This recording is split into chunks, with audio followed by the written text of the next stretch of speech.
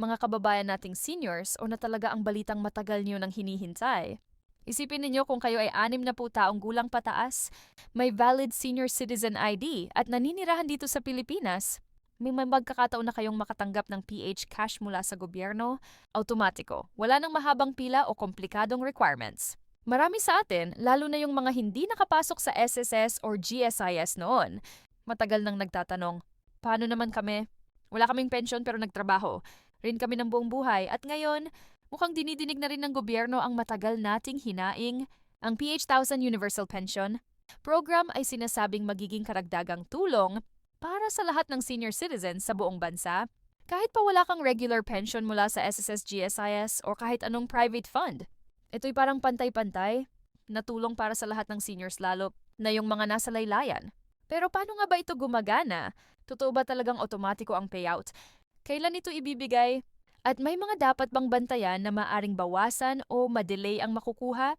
Yan mismo ang pag-uusapan natin ngayon. Mga kaibigan, alam kong marami sa inyo ang sanay na sa mga balita na puro pangako. Kaya ngayong may usapan tungkol sa PH-BO Universal Pension, gusto kong linawin lahat ng malinaw, totoo at direkta. Unahin natin, ano ba talaga ang Universal Pension Program? Ito ay bahagi ng panukalang Expanded Social Pension program na isinusulong ng Department of Social Welfare and Development, DSWD kasama ang National Commission of Senior Citizens, NCSC. Ang layunin nito ay bigyan ng pantay na buwan ng tulong. Pinansya lang lahat ng senior citizens kahit pawala, silang SSS o GSIS pension. Sa ilalim ng kasalukuyang Social Pension Program, ang mga mahihirap na senior citizens lang ang nakakatanggap ng PH5 kada buwan o 6,000 sa loob ng isang taon. Pero ngayon gusto ng bagong programa na itaas ito sa PH2, bongo kada taon o PH bongo kada buwan. At ang maganda pa palawakin ito para masakop ng seniors na may official senior ID. Kung mangyari ito, ibig sabihin kahit ikaw ay dating tricycle driver, market vendor o housewife na walang formal employment, makakakuha ka na rin ng sarili mong mini pension. Ayon sa mga ulat at panukala ng NCSC, target nilang ipatupad ito nationwide sa susunod na fiscal year. Pero ilang probinsya at lungsod ay magsisimula na ng pilot payout bago matapos ang 2.25. Kung ikaw ay rehistrado sa Office of Senior Citizens Affairs, OSCA, at may Senior Citizen ID, pasok ka agad sa listahan. Hindi mo na kailangang magpasa ng SSS o GSIS records. Ang kailangan lang ay siguraduhing updated ang address at contact details mo sa OSCA at barangay dahil doon, ipapadala ang notice kung kailan at saan ka makakatanggap ng ayuda.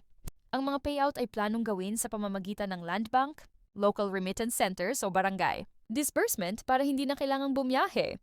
Panang malayo ang mga matatanda. Ayon sa plano, automatic enrollment ito para sa lahat ng senior citizens na nasa database ng OSCA at NCSC. Pero syempre may ilang kondisyon. Kung halimbawa, nakakatanggap ka na ng regular pension mula sa GSIS or SSS, maaring ma-adjust o mabawasan ang halaga ng iyong universal pension depende sa kabuang benefit na natatanggap mo bawat buwan. Ang layunin ng gobyerno ay bigyan ng higit na tulong sa mga walang pension or minimum pension recipients. Kaya kung maliit lang ang nakukuha mo sa SSS, halimbawa 2,000 o 3,000 per month, posible pa ring may karagdagang tulong na 500 hanggang 1,000 monthly mula sa universal pension. Ang maganda rito, kahit pa maliit ang dagdag, malaking tulong na yan sa pagkain, gamot at kuryente kada buwan.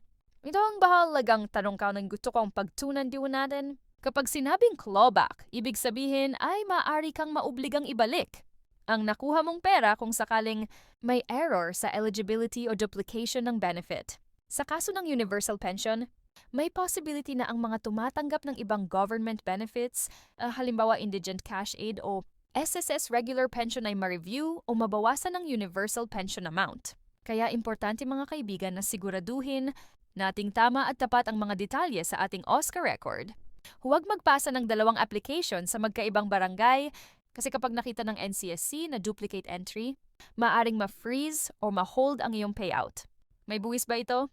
Isa pa itong magandang balita. Ayon sa mga draft guidelines, ang PH Universal Pension ay tax-free. Ibig sabihin walang kaltas, walang withholding tax at matatanggap mo ang buong halaga. Pero tandaan kung ikaw ay may ibang taxable income, halimbawa nagre-renta ka ng bahay o may maliit na negosyo, yun lang ang kailangan mong ideklara sa BIR, hindi kasama ang pensyon. Kung ikaw ay pensioner na ng SSS or GSS, hindi ka mawawala sa listahan. pero posibleng partial benefit lang ang makuha mo. Halimbawa, kung ang universal pension ay PH 00 kada buwan at ikaw ay may SSS pension na PH 3,000, maaari kang tumanggap ng karagdagang PHP 500 kada buwan bilang equity top-up. It pwede pa rin hindi mamukhang doble ang pensyon, kundi pantay na dagdag para sa lahat ng seniors. Sa madaling sabi, walang mawawala pero maaaring mag-iba ang halaga depende sa kung saan ka kasali, payout schedule at proseso ng pag-claim. Ang initial rollout ay planong gawin kada quarter. Ibig sabihin 3,000 bawat 3 buwan. Ang unang payout ay inaasahang mailalabas sa mga piling lugar bago magpasko bilang bahagi ng Holiday Assistance Program for Seniors. Pagkatapos nito magiging regular quarterly disbursement na, Marso, Hunyo, Setyembre at Disyembre. Kung ikaw ay bedridden o may kapansanan, maaari kang magtalaga ng authorized representative para kumuha sa iyong pangalan. Kailangan lang ang authorization letter, valid ID mo at ID ng kukuha. Ito ang mga karaniwang dahilan kung bakit nadidelay or nawawala ang pension payout. Una, hindi updated ang OSCA record. Madalas, lumipat ng tirahan ng senior pero na-update ang address. Kapag natagpuan ng listahan, automatic inactive. Pangalawa, duplicate registration. Huwag magpasa ng 2 aplikasyon sa magkaibang barangay o city. Pangatlo, expired ID. Kahit lifetime validity ang senior citizen ID, kailangan pa ring malinaw at readable. Kung sobrang luma na o nakita ang picture, magpalit na. Pang-apat, maling bank details. Kung land bank ang gagamitin, siguraduhing active pa ang account at tugma sa pangalan mo. May ilang practical na tips na gusto kong ibahagi. Una, kung ikaw ay may SSS pension pero mababa lang, maaari mong i-update ang record mo sa SSS branch and siguraduhing naka-apply ka sa annual pension re-evaluation. May mga pagkakataon, likas na ang pensyon ay tumataas kapag nagkaroon ng bagong cost of living adjustment, COLA o 13th month pension computation. Pangalawa, kung ikaw ay GSCS pensioner, siguraduhing aktibo ka sa GSIS Annual Information Revalidation, GIR para hindi ma-freeze ang account mo. Marami na kasing naantala ang pensyon dahil nakalimot mag-report. At pangatlo, gamitin ang makukuha mong PH Bong wisely. Ilay ito sa pangaraw-araw na pangangailangan gaya ng gamot, kuryente o emergency fund. Pwede ring i-combine sa ibang tulong gaya ng PhilHealth Senior, coverage para mabawasan ang gastusin sa ospital. Halimbawa, si Mang Ernesto, 67 taong gulang, dating karpintero, walang SSS noong nakaraang taon, nakap na bibong social pension mula DSWD. Sa bagong programa, madodoble na ito sa PH 2,000. Ibig sabihin, bawat quarter ay makakakuha siya ng 3,000. Samantalang si Aling Nena, 22 taong gulang, may maliit na 2.5 pension sa SSS. Sa ilalim ng universal pension, maaari din siyang makatanggap ng dagdag na PH 500, buwanan o 6,000 kada taon. Magiging total niya 3,000 buwanan. Malaking tulong lalo na sa gamot at pamasahe. Kung gusto mong masigurado na pasok ka sa listahan, pumunta lang sa iyong barangay, OSCAR office at magtanong kung updated ang iyong profile sa NCSC Registry System.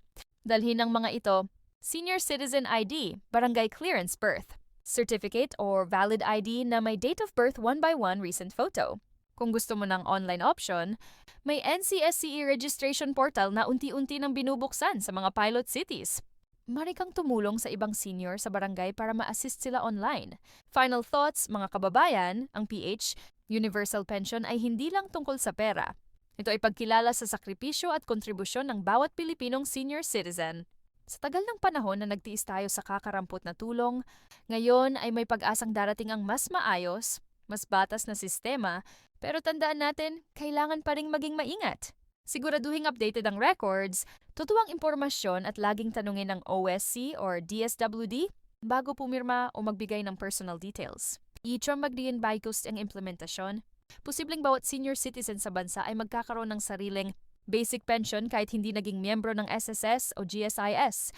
Kaya mga kaibigan, bantayan natin ang anyo mula sa DBUD at NCSC sa mga darating na buwan.